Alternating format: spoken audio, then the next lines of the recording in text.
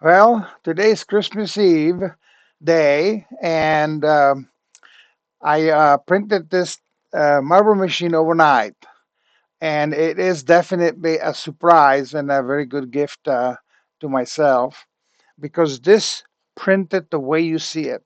It's printed flat, no support whatsoever, not one mistake. It is just unbelievable.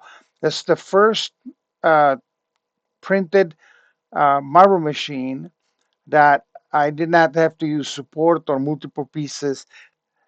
This is just absolutely incredible. And this is how it looks from the top. And I'm going to show you the back side. And this is how the mechanism works. And now it's time to put in some marbles. So let's go ahead and put in some marbles.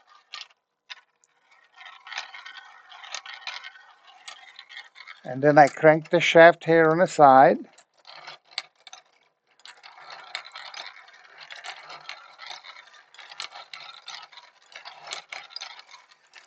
And it is working like a charm.